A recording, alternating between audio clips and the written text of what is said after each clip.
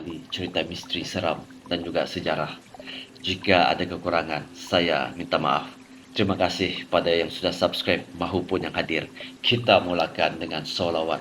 Allahumma salli ala Sayyidina Muhammad wa ala Sayyidina Muhammad kama sholaita ala Sayyidina Ibrahim wa ala Sayyidina Ibrahim wa barik ala Sayyidina Muhammad wa ala Sayyidina Muhammad kama barakta ala Sayyidina Ibrahim wa ala Sayyidina Ibrahim fil alamina innaka Hamidun Majid. Rahasia bilik bernomor 40.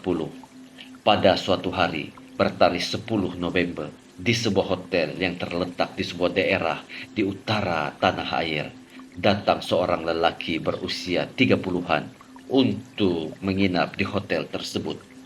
Lelaki itu bertanya, "Ada bilik kosong?" Pekerja pun menjawab, "Ada lagi, Encik."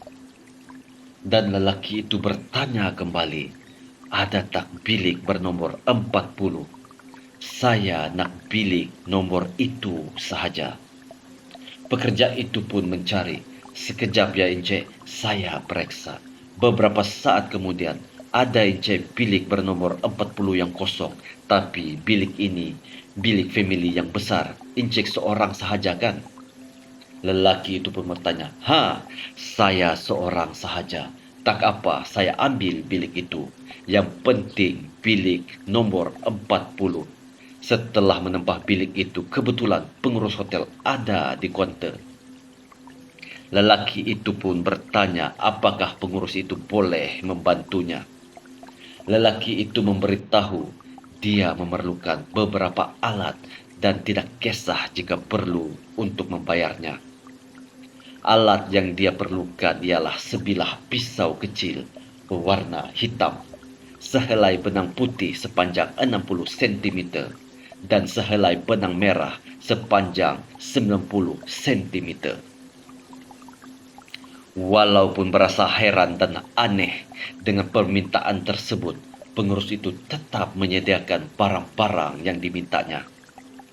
Kerana dihantui rasa hairan, malam itu pengurus tersebut ambil keputusan untuk tidur di bilik bersebelahan dengan bilik bernomor 40 yang ditempah lelaki itu. Dia ingin sangat hendak tahu apa yang lelaki ini lakukan dalam bilik dengan barang-barang yang dimintanya itu. Tepat tengah malam, pengurus itu pun mendengar berbagai bunyi aneh dari bilik bernomor 40. Ada suara rintihan, pinggan jatuh, dan cakaran pada dinding.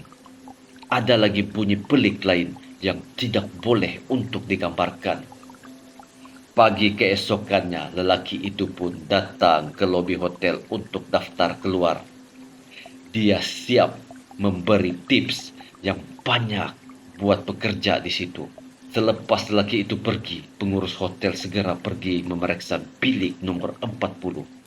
Tetapi bilik itu elok sahaja, semua nampak rapi dan kemas. Tiada apa yang rosak ataupun yang hilang. Dalam hati pengurus itu tertanya-tanya, apa yang lelaki itu lakukan malam tadi?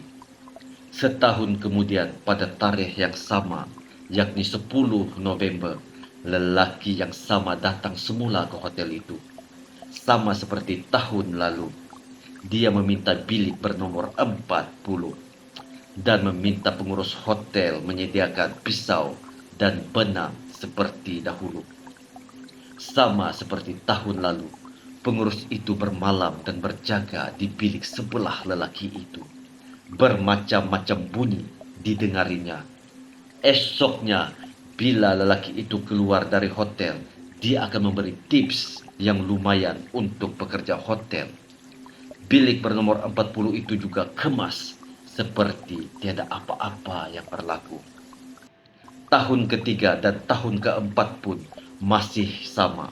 Lelaki itu akan datang menginap pada tarikh 10 November dan meminta disediakan alat yang sama.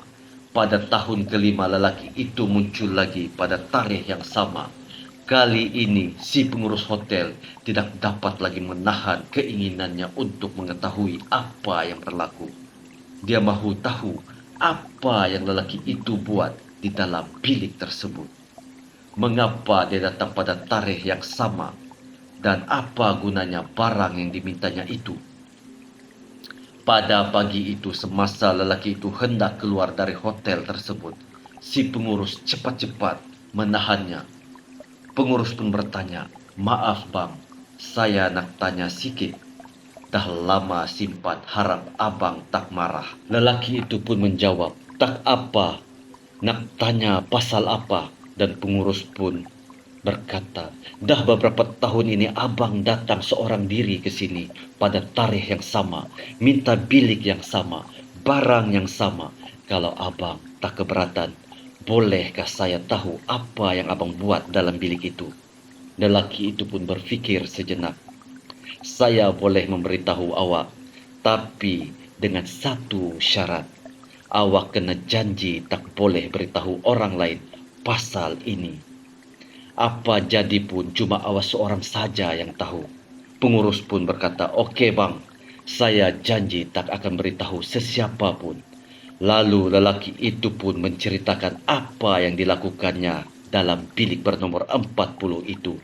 Apa yang dia buat, entahlah. Pengurus hotel itu amat memegang teguh pada janjinya untuk tidak memberitahu apa yang diceritakan oleh lelaki tersebut sehingga ke akhir hayatnya.